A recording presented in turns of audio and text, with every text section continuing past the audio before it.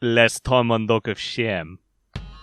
And then Owen apologizes for making the washrooms the way that they are. And then lets out probably his wettest fart yet. Why do you have to say wet?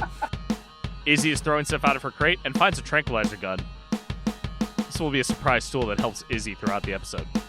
Right. I think it was meant to be portrayed as like a unicorn of sorts. This is a horse-ass horse. This is a horse-ass horse, but in a very...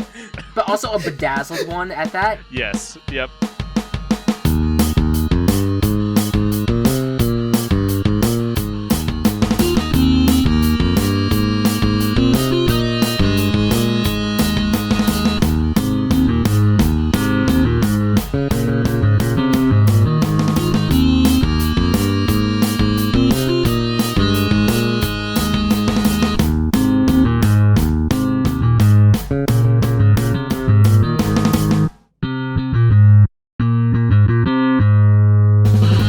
Welcome, campers, to the Dock of Shame podcast. My name is Matt, and joining with me, as always, are...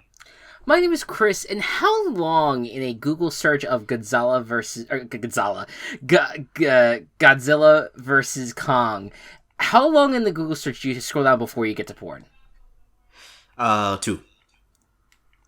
I will. Hi. I'll do it. Hi, my name is Walsh. And, well, I'm not going to share what I'm looking at. My name is Gabe, and I'm playing Mega Man. I've been on a huge Mega Man kick. I think this is the fastest... When you say 2, is that page 2 or second line down? Yes. Okay. So you covered your bases there. Gabe, don't fuck around. We have to know. Okay. No, it's okay. No, please continue your podcast. I have important business to go to. So this is the fastest that we've earned the explicit tag. Yes.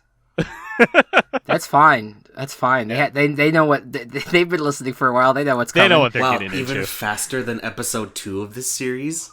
That's true. What happened to episode 2? That's true. Oh, that's right. Well, that was while we were talking about the episode. This is still the introduction. I know. I will say, unless I have bad eyes for it, I have yet to find it, and we are deep on page 1. All right. So, it is definitely, it's tempting fate right now. Yeah. We have our R&D department currently doing research. Yeah. More like R&D.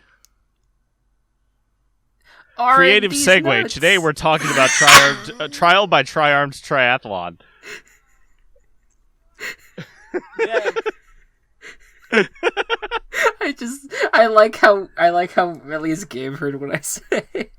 I did not hear what you said. Go ahead and repeat I said R&D's nuts.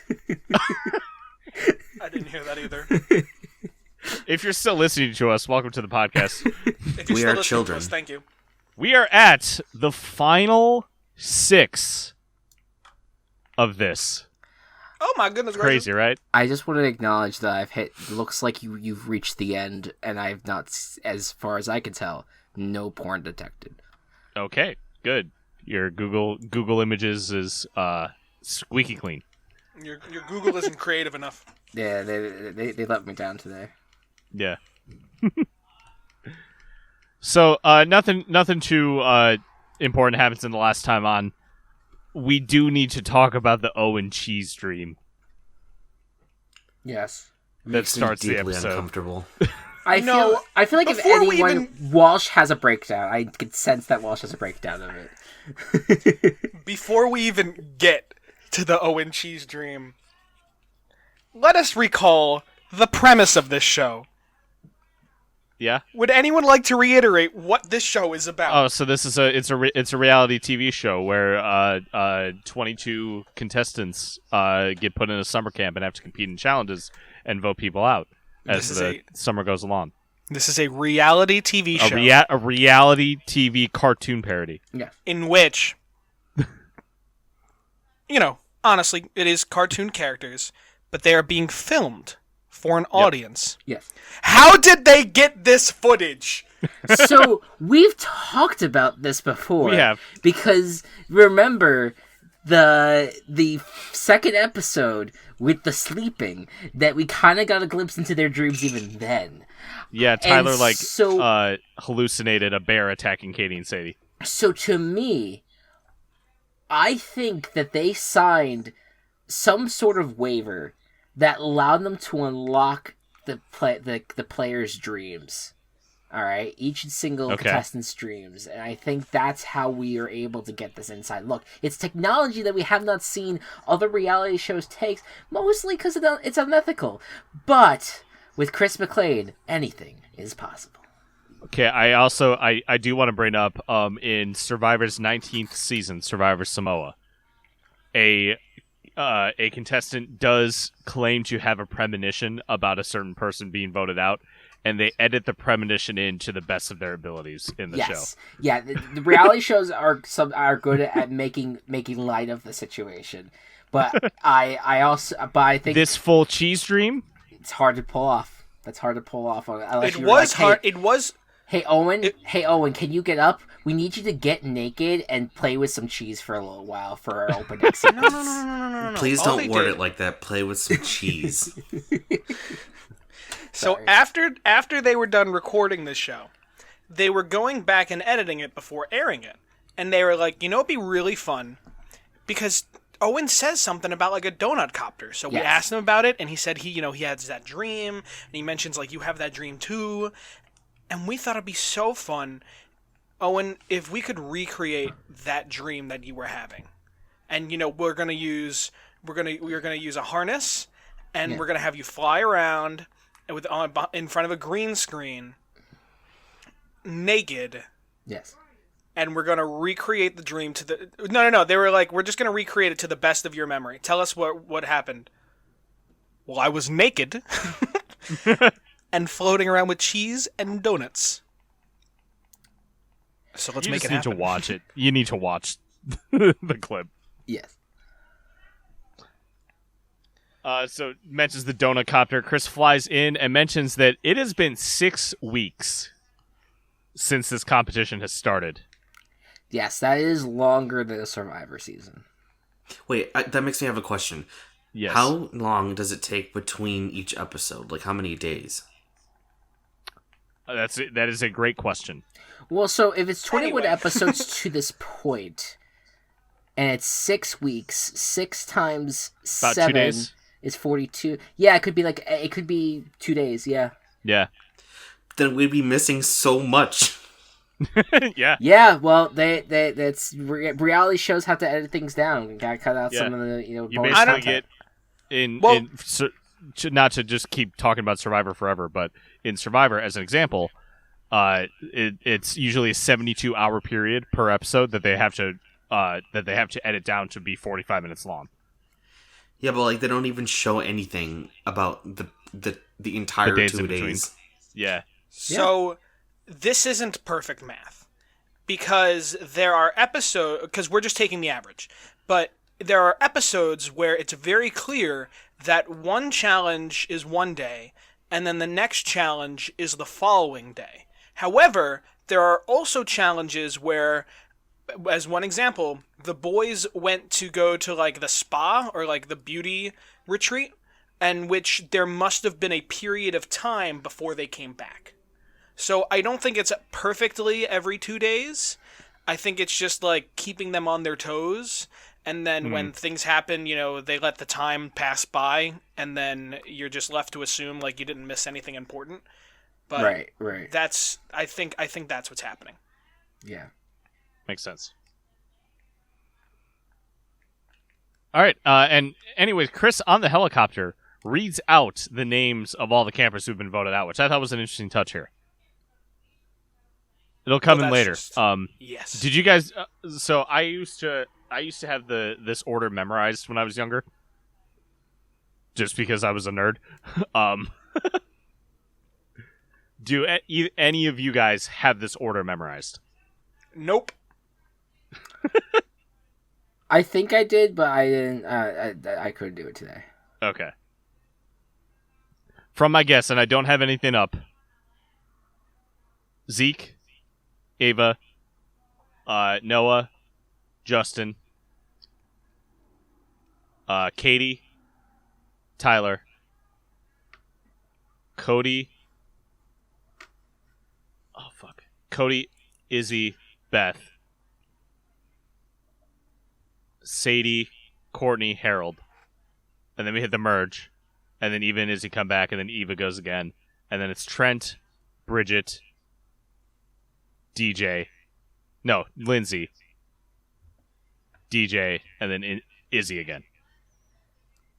Matt, you could have sent Eddie order, and I would have been like, "That's wow."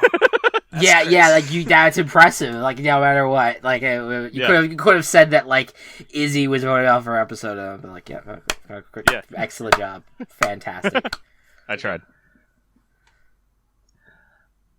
All right. Anyways, so Chris mentions, look, it's been a long 6 weeks, and we came up with a lot of ways to help all our campers de-stress. Then we threw that away and decided it would be better to handcuff them together instead. Yeah. So that what's been totally makes sense.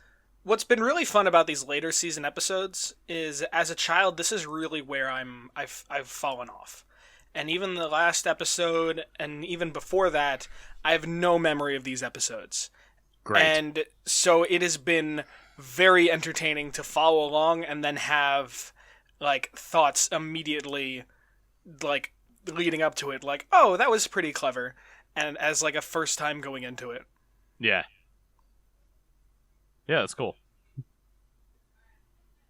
So, our challenge today is the Tri-Armed Triathlon.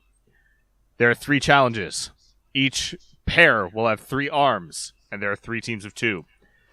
If the pair that wins both get invincibility, which is a thing to note that 2 people do if they win the challenge.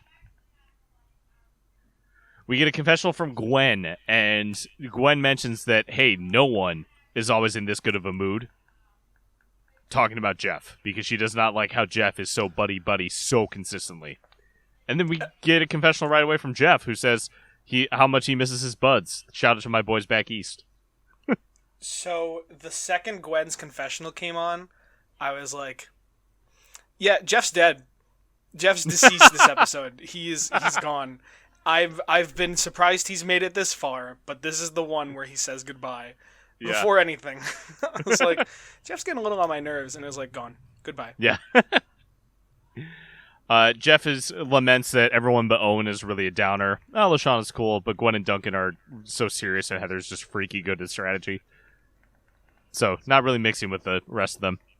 We get something from Duncan, who mentions that he had a better experience in juvie because they at least let him watch TV. And apparently Lashanna has been trying to be his friend because Courtney talked to her about how sensitive he actually was. Lashanna's just trying to hang in there, and Owen is just fucking hyped that he's in Final 6. Woo! Final 6. Final 6, woo! Our pairs for the competition are Duncan and Lashanna, Owen and Heather, and Jeff and Gwen. Which, like, if you want to make drama, these are the 3 pairings that you make. No, I was immediately put off. I was like, I really wonder how this is going to work. But yeah. It made for a very, very fun episode. I agree. So their first challenge is a competitive chow down, as Chris puts it. One team has a feeder, and one team has an eater. Roles are self-explanatory. Chris also mentions that each sub-challenge, he's going to offer a wimp key.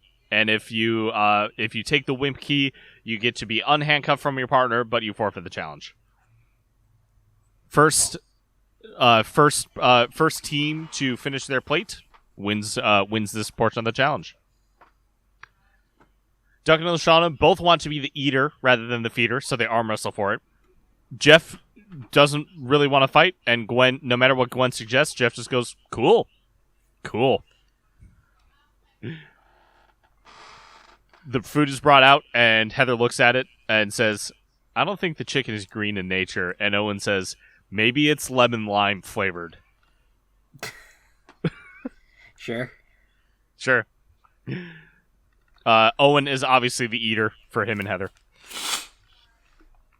Duncan cheats at rock, paper, scissors and wins. So she just force feeds him as much as possible to make him pay. Jeff is trying to take it really slow, just savoring the food, and Gwen's like, dude, we're in a competition. We need to go faster. And Heather and Owen are going as fast as they can. Duncan and Lashanna are both covered in just mess. And then Heather just upends the entire train to Owen's mouth, and they win.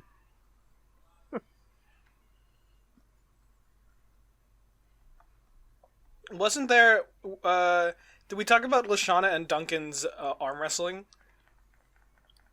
Oh yeah, they arm wrestled for it. It was close, and then Duncan used his other hand to force it down.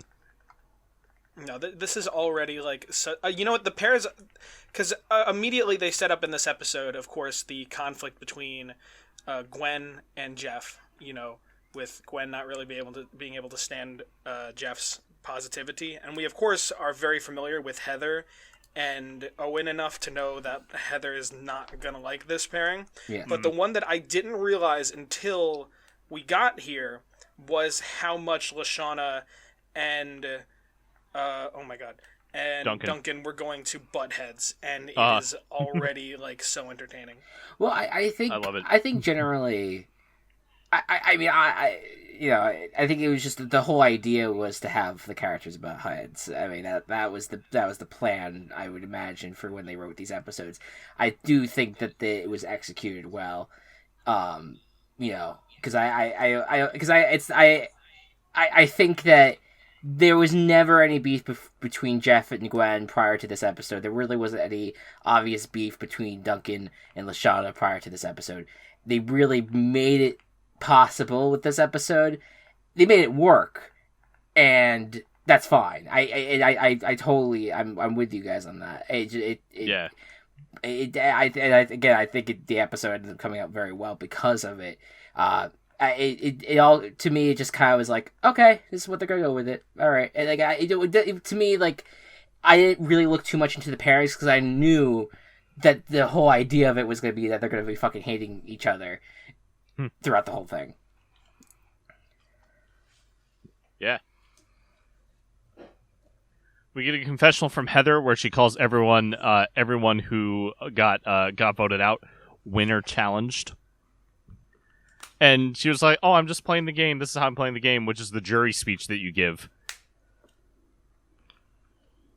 But you know that's not true. You like being the mean girl. Yeah, so that stretching out from last episode, like there's so much playing up this end of season vote that never happens. It's so bizarre to me. I unless they genuinely, when they were writing these things, did not know how they were going to wrap up the show. Which is totally possible. It's totally possible, but it's so weird how they put an emphasis on it in back-to-back episodes. Yeah. We get a very quick scene of Owen shouting, "Uh-oh, how good are you with toilet paper?" And then running to the bathroom with Heather, with the fucking fart clouds trailing them.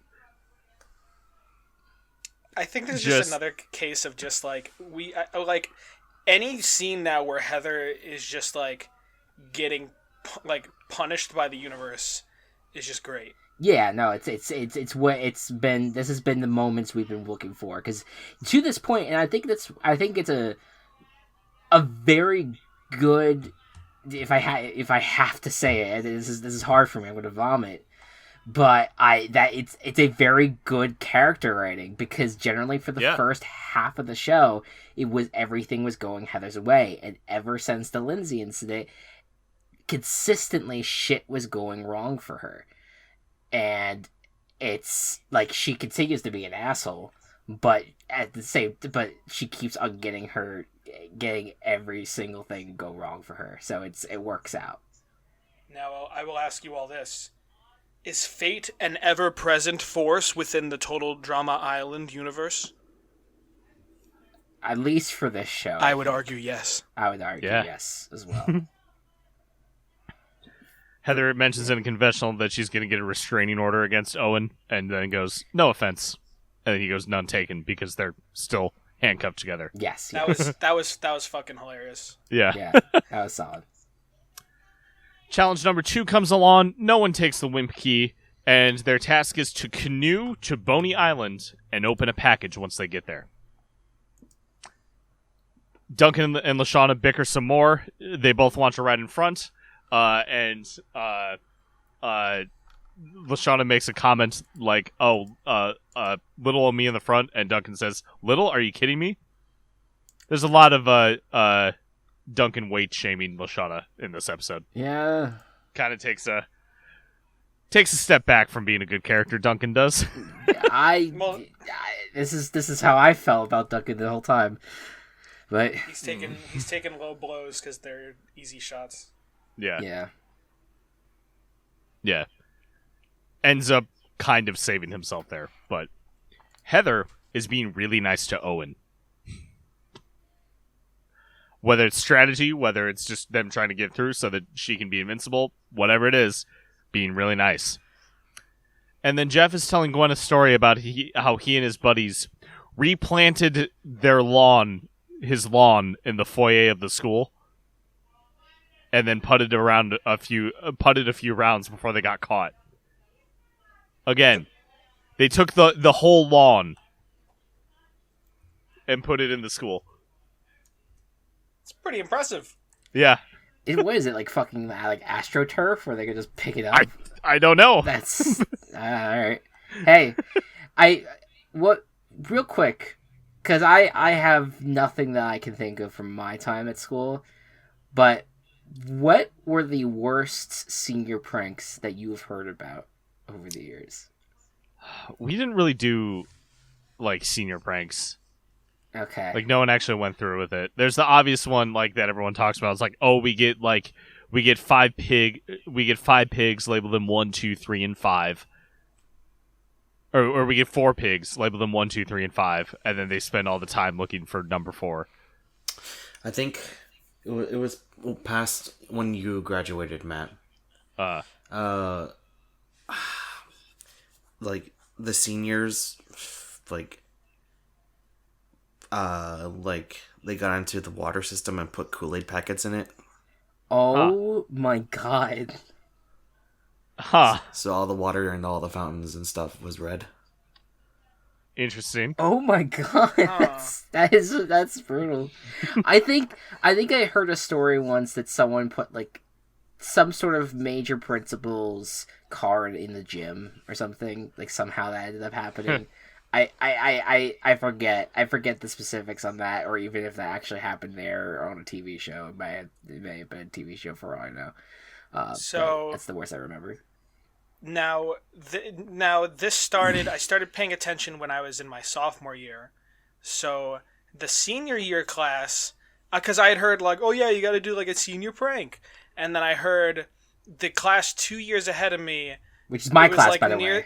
Yes, I didn't want to out you or anything, but okay. Apparently all they did, because the way our school was set up was there was a kind of like T intersection on the first floor where there was just a lot of traffic a lot of the time, because you could just, it just seems like the easiest way to go on a map, and yet, everybody, especially newer kids who don't know about the traffic, are going to try to go that way. Yeah.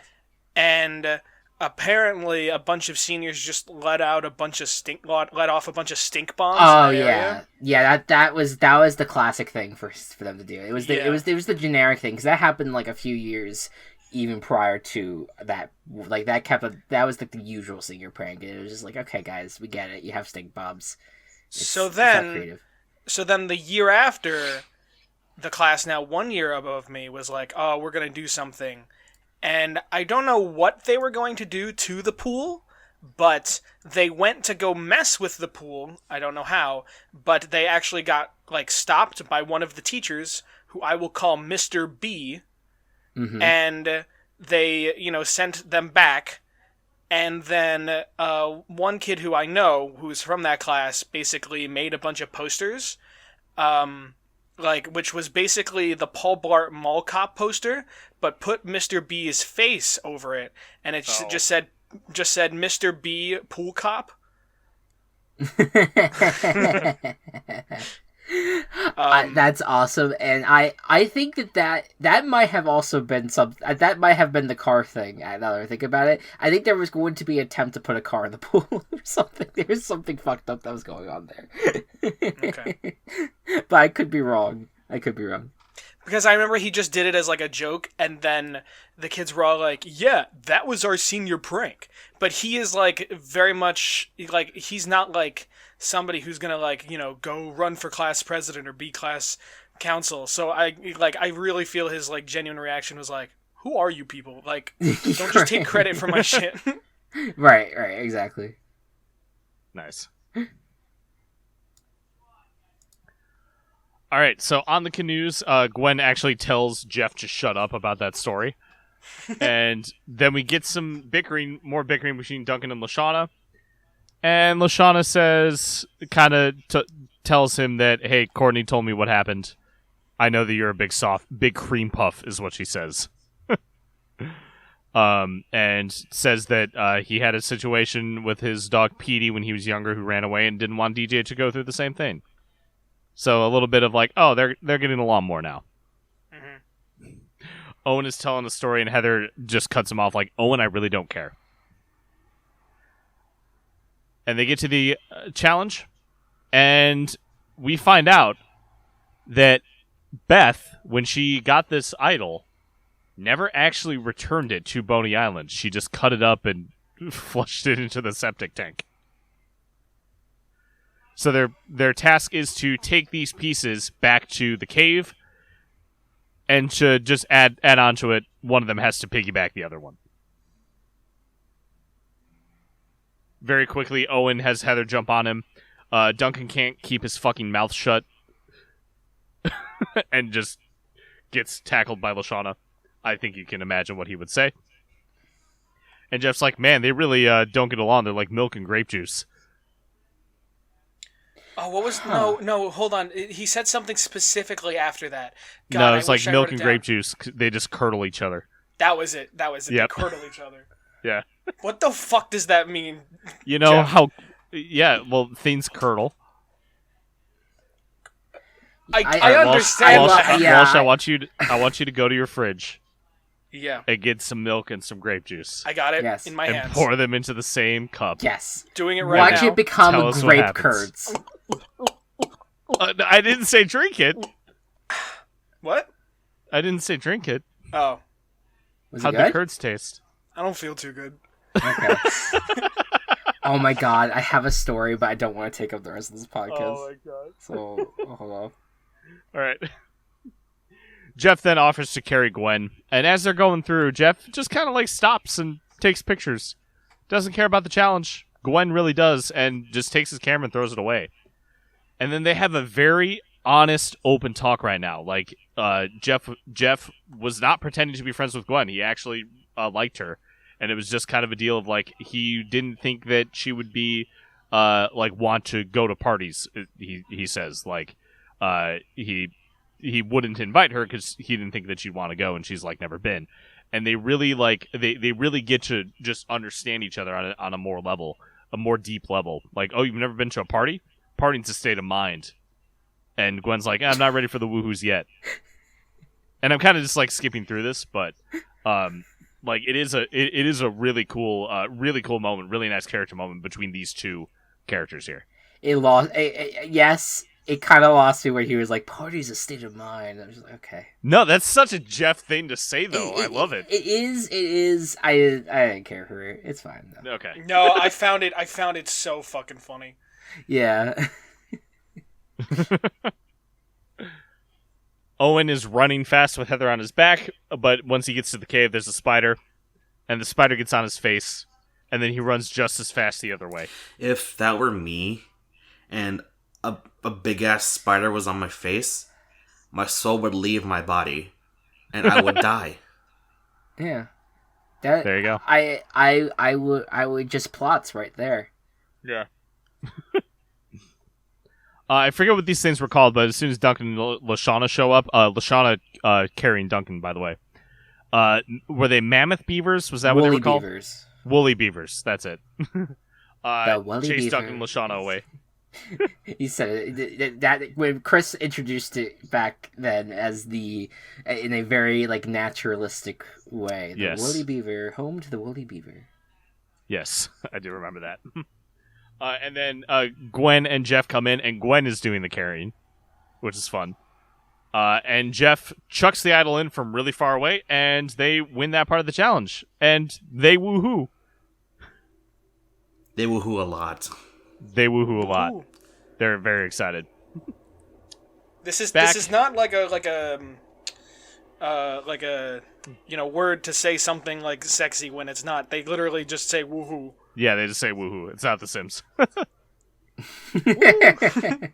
Back. It just reminds me of the fucking song. Oh, you touch my tra-la-la. I do not remember this. Oh, my ding ding dong. We're gonna move on. It's from Mr. Matt, stick. I'm uncomfortable. The stick. You guys know? I've never seen this stick. Like the stick. Like the. No, I know what you're talking No, about. Yeah. I might have. It Yeah. sounds vaguely familiar, The but stick video where it's just like they play like a bunch of like ridiculous clips over and over again. It's probably not. I don't even know if it's like good anymore. But that was Yeah, who knows? that's where I learned about that song. our last challenge is the totem pole of shame, where they need to stack the heads of the other contestants in the order that they were voted out.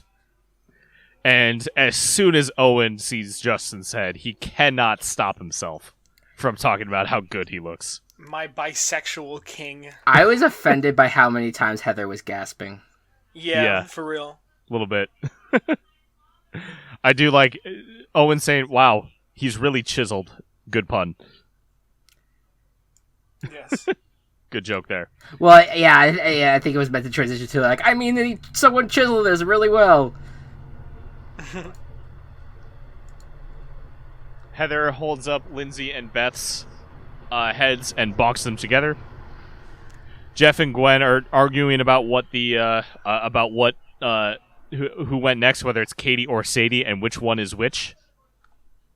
They're having a hard time. And then Chris comes and sees that Duncan has carved a heart into Courtney's head, which is very sweet. And Chris starts to make fun of him for it. And then Lashanna just throws a head at Chris and knocks him out. Saying that out of context makes it sound really bad. Just carving Okay. a heart into someone's head. The wooden head that looks like the person. Yes. Yeah. Heather is then so that was a moment between Lashanna and Duncan where they're like, okay, you're cool. Despite all the arguing, they actually work together here. And then Heather starts insulting Izzy, and Owen's like, hey, can you please stop that? And she keeps doing it. So then Owen says, that's it. Where's the wimp key? And Heather's trying to get him to stop, but he doesn't. But it's okay. Because, as Chris puts it, LaDunca and Shawanan take it. We have a wiener. The Dunka and the Shawanan. Duncan and Shawananin take it. Amazing. LaDunca and Shawanan. Yeah, and his eyes Yeah. are flashing, and the little Yes. the little bird so basically around his good. head. Yeah. So there's no immunity. No invincibility. Which is wild in Survivor terms, and sorry to keep bringing this up, but so there's never been an instance in Survivor the show where no one has had immunity in the merge phase, because if that were to happen, it is possible for everyone to tie. Amazing. Yep. I don't think that would ever happen. There was an instance in my Survivor game where we had an auction, and we had to bid on certain things, and one of the things to bid on was immunity, and no one bid on immunity, Why? which was because I think we all thought that like, oh, we're in a good position, we don't really need that. We're not even. No one just even had the thought to like, oh, I'll throw one coin on there just in case. Just no one bid for immunity, so no one won immunity that round. Which was really funny. Switch to a confessional with Owen, and he just goes, if you can't say anything nice, don't say anything at all. In which case, Heather would say nothing nice ever. And then he starts swearing again and does a similar thing to Lindsay that Lindsay did, calling her the meanest, the nastiest, the big brrr in all of Kalamazoo. So, what's very strange is that when I saw this, I was watching the supposedly uncensored version of this show on YouTube, and it was not bleeped out. It was just... Okay, you got Cold-Hearted Meanie. I got Cold-Hearted Meanie, and I'm not in the uncensored section. Like, there is an uncensored playlist, and then there's a regular playlist. For whatever reason, I got the Cartoon Network version. That was very disappointing. Okay. All right. Yeah, no, I was watching the uncensored version, and I was incredibly surprised by this. I only thought they would have broken something like that out for Lindsay, but to see them like break out the like cursing beeps again was like so good. It was great. And then he's still in the outhouse with Heather, and Heather says, "No, I'm impressed. Respect. Never do it again." They get to the marshmallow ceremony, and we get marshmallows for Lashanna, Duncan, Heather, and Owen. And then Gwen and Jeff look at each other and realize that they're the only ones left. And we see some confessionals about who everyone's voting for. A couple for Heather, Duncan saying, "You know what you did a few weeks ago." And as Chris is doing his whole spiel, Gwen interrupts him, saying like, "Oh, I understand. This is my time. I'll go." But then gets the marshmallow. And this is the first vote off that has actually made fucking sense.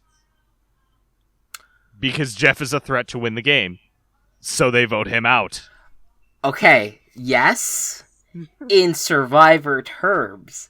Chris, I know. Chris. Can I say my point? Can I say my point? Yes, yep. I'm just saying that, again, they're building up to something that doesn't fucking exist. Right. Like, it's just, so that's what, like, to me, that's what ruins it all to me. Like, so, like, yes, Jeff is voted off because he's a nice guy, but you could literally knock out the person who's the most challenge beast heavy, and I would think, even in this realm of, okay, there's going to be a vote near the end, like, you could out someone that is good at the challenges, and you could get out either Lashanna or Duncan at this point. I don't know. That's just me, just thinking over here logically. But whatever. Whatever. Yeah, but like they actually have reasoning behind the vote. It's not just like, even Heather's like, "No, I know I can't beat him." It is like a strategically minded vote for them, and I really appreciate that. Sure. And then Gwen has a moment with Jeff on the dock. She gives him his camera back. She went to Boney Island to retrieve it, and he takes a picture with her. And there's water in the camera, so like a little fishes by. I just really liked that moment between the two at the end there. And that's the episode. That is a Tri-Armed Triathlon. So this was a really good episode. I agree. And ring. Oh shit. Oh, what the okay. fuck is All right. that? All right.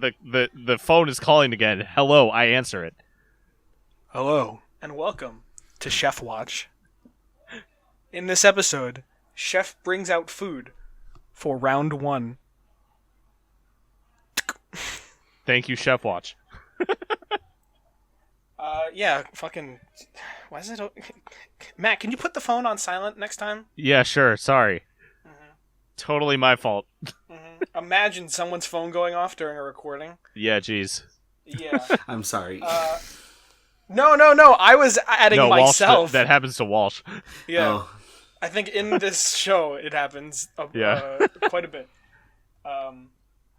But this was an episode that I just loved the way that they forced these characters to just be together. And then we got character dynamics and characters in situations with other people that we wouldn't get normally. And it just adds so much more to each and every one of them. I agree. Since you were saying that, would you like to give your rating? Sure. I was also going to say, too, that this has definitely led to some shipping, if I were to guess, within the community. But I will leave that to whoever it may be. I did, though, really, really enjoy the way that, and I've said it last episode, but even more so now that we're only down to 6, how much more we're getting of every single character. Absolutely. And it's with that I'm going to give this episode...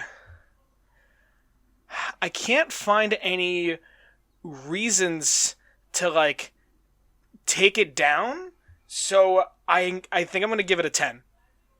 All right. Because I was like, maybe 9.5, but I was like, there's no reason. Like, I really enjoyed the episode. There was a lot of things that I really enjoyed, and almost like every character interaction brought out something new in a character. And I was very, like, and there were gags that I loved, and there were, other things that I found completely hilarious or took me completely by surprise. And yeah, it really feels like now later in the game, they're really, being able to focus on these much more interesting and more depthful characters than some other people who were earlier in the game.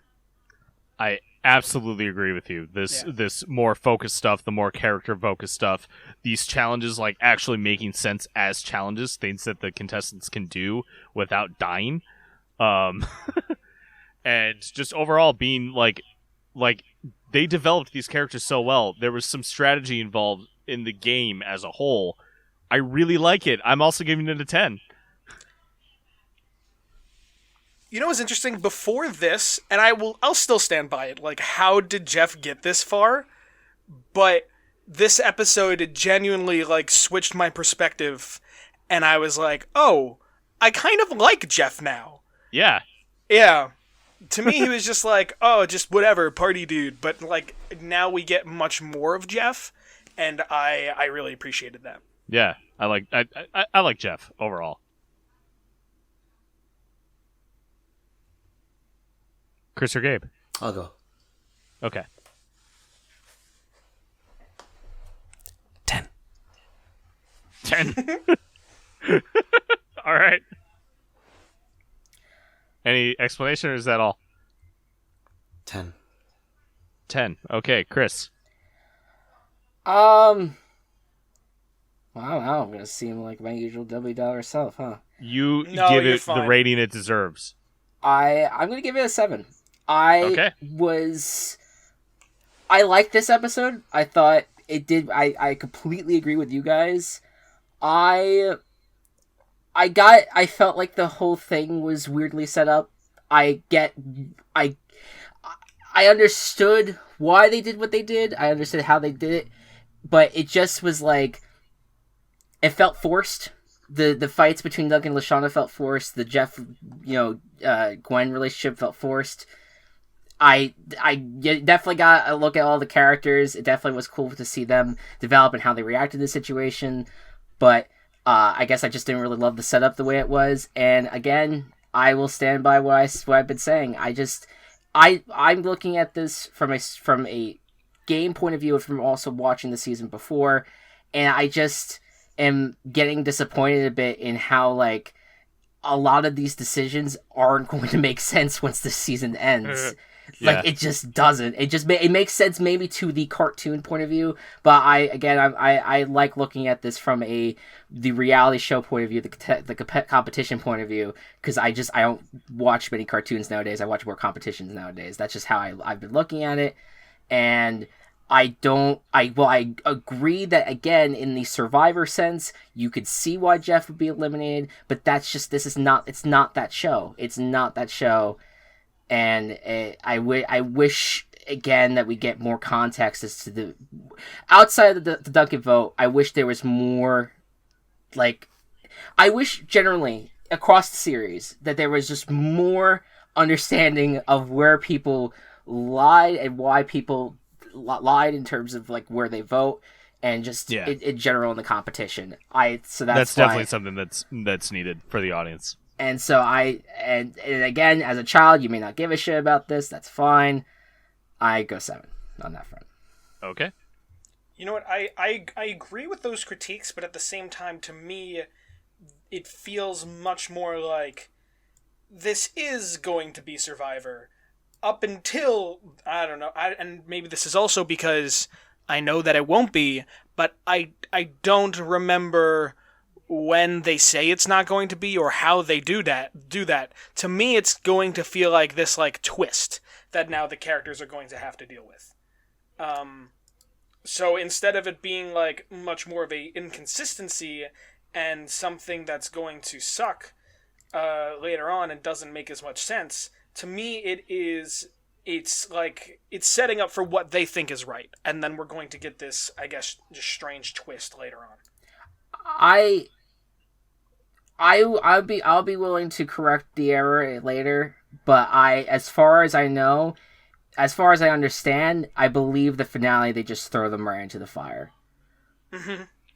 That's my understanding. I can explain what happens off podcast just to avoid spoiling, but it's not quite that way from what I remember. Yeah, I don't even know if I want to be explained to yet, just to see like if I am later disappointed.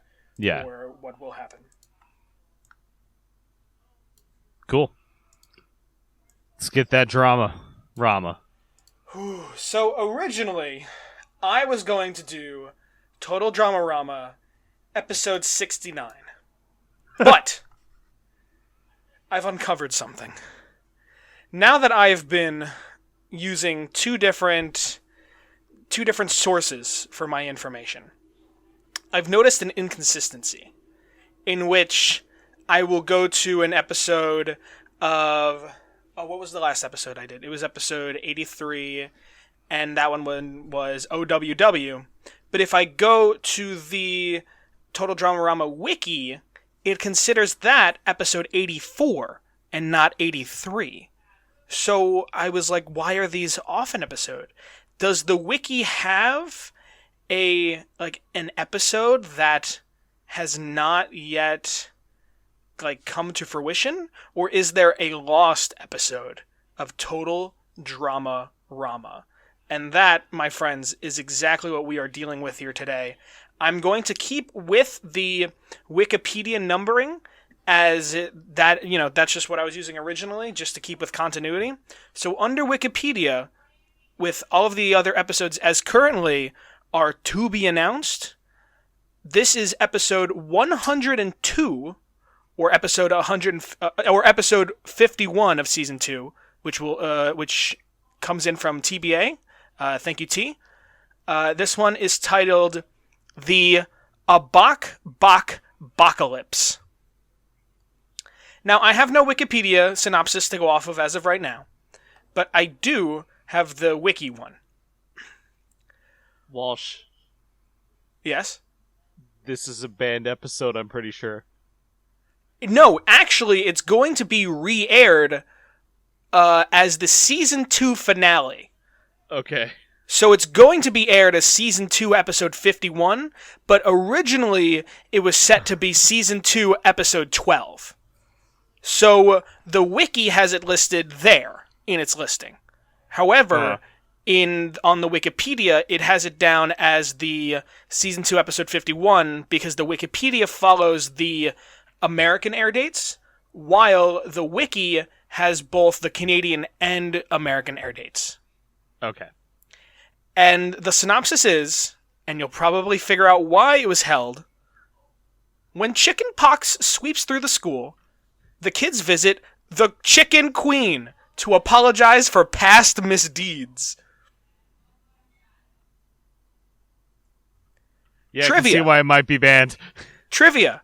This episode was supposed to air on Cartoon Network in the US in late April or early May of 2020, but it got pulled from airing, likely due to similarities to the COVID-19 pandemic. The episode is currently scheduled to air on March 27th, 2021. That is tomorrow. That is tomorrow as of recording this in the US, making it the final season 2 episode to premiere in that country. Oh my god. See, now, it's also funny because during this episode, Chef, once the chicken pox, of course, is like revealed, is extremely like paranoid during it. And like he puts on like a hazmat suit and puts the kids in like immediate quarantine. So you can definitely see the resemblance. Yeah. Yeah. I understand why they pulled it. I mean, under trivia, they also say Chef's paranoia is understandable, as it is more dangerous for an adult to contact chickenpox than a child. However, this is not your normal chickenpox, because throughout the episode, and I think it starts off as a joke, but Izzy thinks that those who get chickenpox will turn into chickens. Okay. Right? You know, simple enough. Yep. And throughout the episode, some kids are getting chickenpox, so they're put in quarantine while the other kids go to, you know, visit the chicken queen or queen chicken. And then, but Jude, much like a zombie fic where, you know, like somebody gets infected but then doesn't tell the group, he doesn't tell them like that he's infected, and he slowly turns into a chicken. And near the end of the episode, it shows Jude has turned into a chicken. Jude doesn't mind the fact that he turned into a chicken. Jude wants to live with the chickens from now on. And so, but to cure this, the chickens give the children lotion, but I don't understand because the lotion are these like big containers that look like they have like different foods or animals on the side. And I don't understand. Like, for example, Noah tells Owen that he doesn't need the lotion anymore because he already got cured, but Owen's just, like, eating the lotion as well. And I just want to share this image, since it is, like, one of the final images from the episode, which, for the people at home, we have, you know, Izzy in the lotion to the right. We have Owen drinking the lotion in the middle of the screen. And Cody next to Owen, staring at Chef, who has turned into a chicken. But his, like, hunched neck is, like... Still part of the chicken design. Yes. It's so wild. God. You know, like, this is, like... I feel like this is the least weird way that you could make Chef look like a chicken. Uh-huh. I still don't like it. No. So, this is the quote-unquote lost episode of Total Drama that will supposedly be airing on the 27th, which will... supposedly be coming out before this episode is released of Dock of Shame. But yes. We'll see. Chris and Gabe, you guys have been quiet. Do you have anything to add? Are you guys okay? Are you okay? I feel like you've pretty much explained what my feelings are. Okay. Yep. All right. I don't know how to feel anymore.